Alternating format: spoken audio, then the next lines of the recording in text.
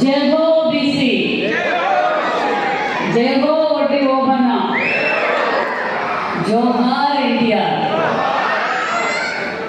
చాలా సంతోషంగా ఉంది. మరి సభకు నమస్కారం.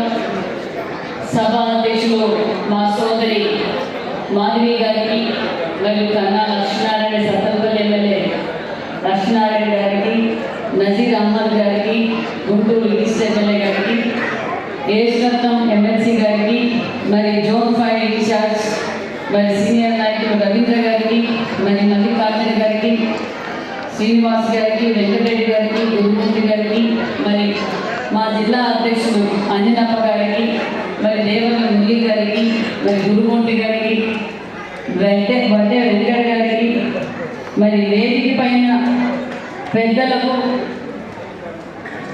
మరి నా సోదరీమణులకు, ఎన్డీఏ కూటమి నాయకులకు, వడ్డే ఓబన్న వారసులకు అందరికీ పేరు పేరున నమస్కారాలు తెలియజేస్తున్నాం.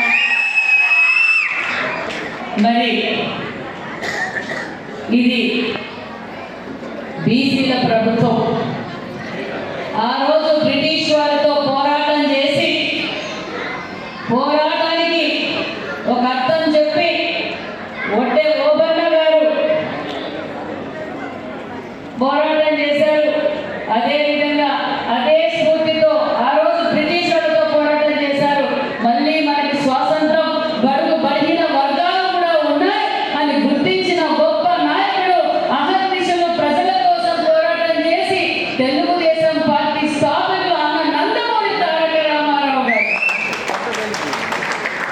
మరి అదే స్ఫూర్తితో బీసీల పక్షపాతి మన విజన్ లీడర్ మాన్యశ్రీ ముఖ్యమంత్రి చంద్రబాబు నాయుడు గారు ఈ రోజు బీసీల మనోభావాలు గౌరవిస్తూ మరో కీలక నిర్ణయం తీసుకున్నారు. ఆ కీలక నిర్ణయం ఈ రోజు బీసీల ఆత్మగౌరవం పెద్దపీట వేస్తూ ఒక పక్క విశ్వకర్మ జయంతి చేశాం, వాల్మీకి జయంతి చేశాం, కనకదాస్ జయంతి చేశాం. మళ్ళీ ఈ రోజు